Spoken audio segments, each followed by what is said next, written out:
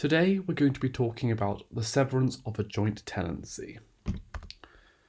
A relationship which begins as a joint tenancy need not remain so, for in certain circumstances it is possible for a joint tenant to sever his or her interest and thereby to convert it into a tenancy in common. And a primary reason for severance may be to avoid the effects of the right of survivorship. And this is something that I've looked at in the previous couple of videos on joint tenancy and tenancy in common, so make sure you check those out.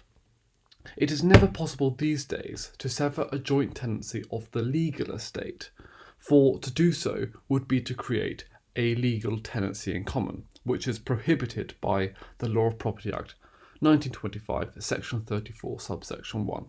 Accordingly, the Law of Property Act 1925, section 36, subsection 2, states that no severance of a joint tenancy of a legal estate so as to create a tenancy in common in land shall be permissible. Severance of an equitable joint tenancy is, however, still possible and frequently done in practice, and may be effected in a number of ways, which are set out in the proviso to section 36, subsection 2, as amended by the Trust of Land and Appointment of Trustees Act 1996, Schedule 2, paragraph 4, subsection 3. So severance can be effected by notice in writing, or severance can be effected by such other acts or things as would, in the case of a personal estate, have been effected to sever the tenancy in equity. So we're going to look at the different ways of severing a tenancy in common in just a moment.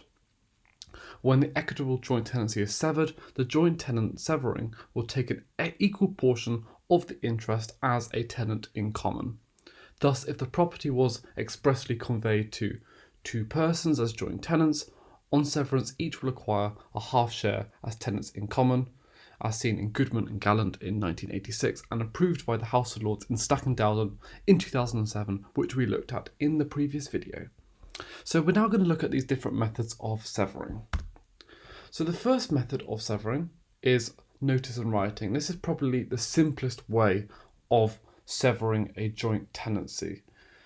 And there's no prescribed form for the notice, but it is essential that it contains a clear express of the intention to sever the joint tenancy. Notice must be given to all the other joint tenants by leaving it at their last known address or by posting it to that address by registered or recorded delivery.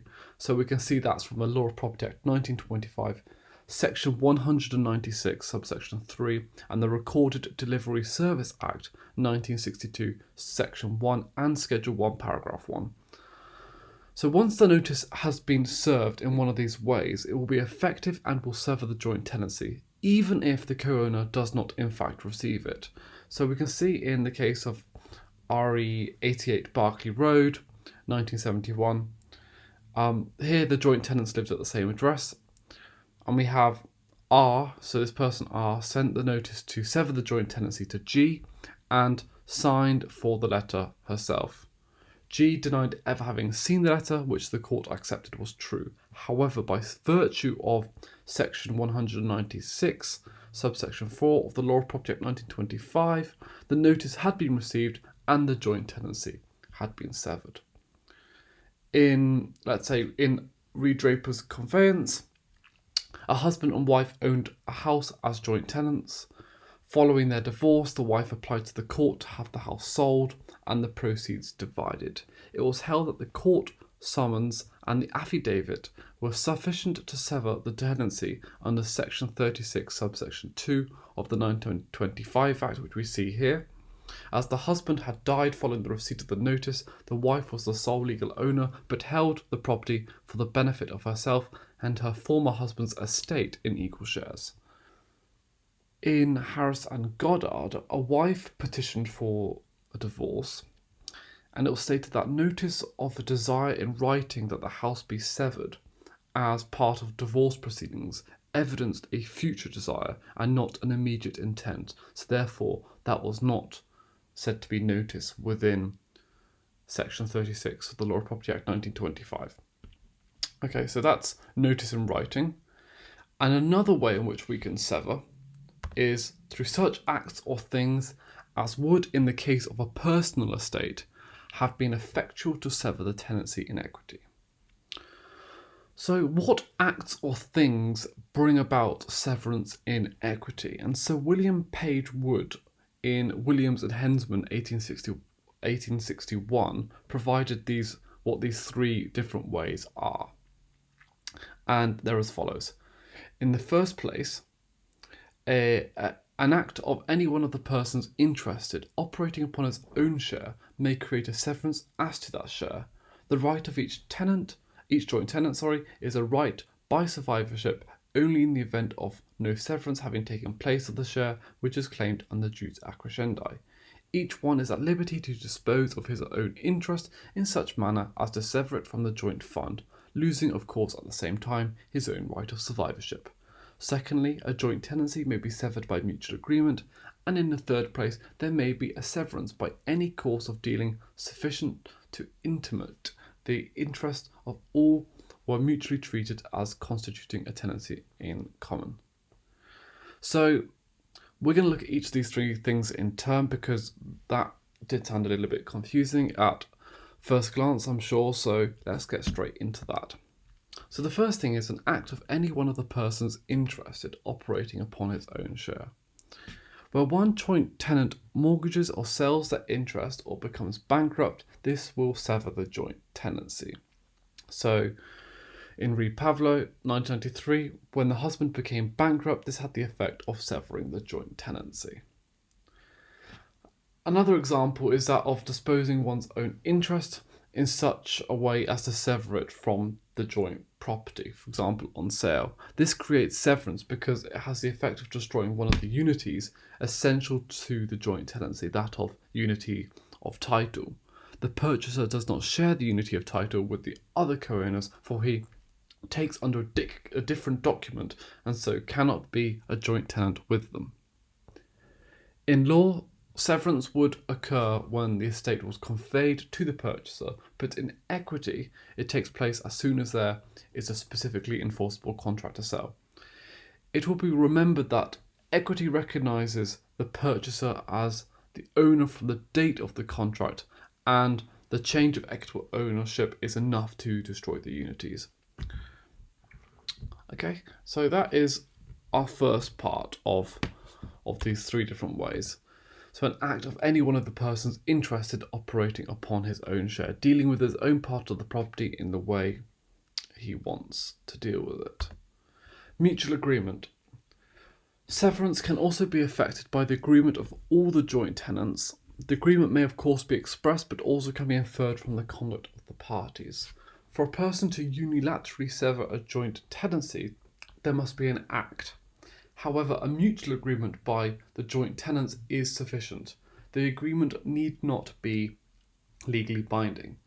If a person bequeaths their share in the property, then there is no act and no severance. But if the joint tenants mutually agree to bequeath their shares, then there will be severance. There must be communication and an agreement that both joint tenants happen to bequeath their interests to the same person is not sufficient. Okay, so for example, we can look at the case of Carr and Izzard in 2006, in which a husband and wife made their wills and they used the same solicitor at the same time. But as there was no evidence that they had agreed to make such wills, the joint tenancy was not severed.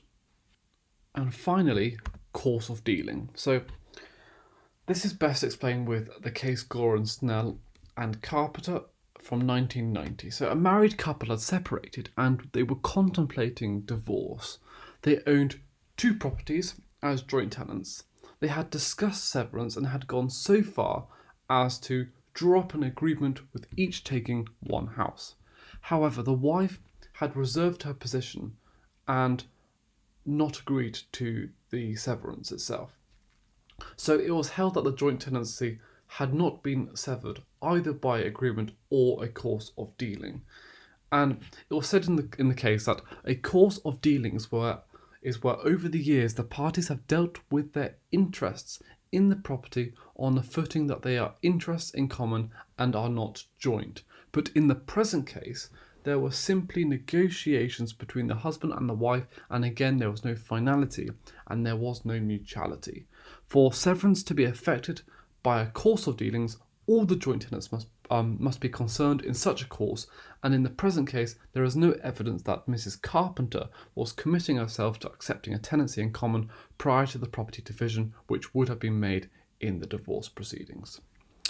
So that is, I think, pretty clear about course of dealings, and I think that case is quite a good summary, and that particular quote from Blackett, the judge in that case, is pretty clear. And yeah, so I think that's about it. So I know the last few videos on joint tenancy and tenancy in common have been maybe a little bit difficult to understand because it's been a sort of quite a quick change in pace from the previous videos. I think a lot of people do struggle with co-ownership, but I'm hoping that the videos do try and make it a little bit clearer. So if you have to watch the videos a couple of times or make notes, then that's absolutely fine. Just take your time, but it should make sense once you sort of fill in all the pieces. Land law is one of those topics where you have numerous different sort of working parts, and sometimes it won't make sense until the last few weeks of the course, and you have that aha moment and all the pieces of the puzzle will come together and form a nice little picture. So keep going, keep working hard, and make sure you subscribe to my channel. If you have any questions or comments, leave them below and I'll get straight back to you. Thank you very much for watching.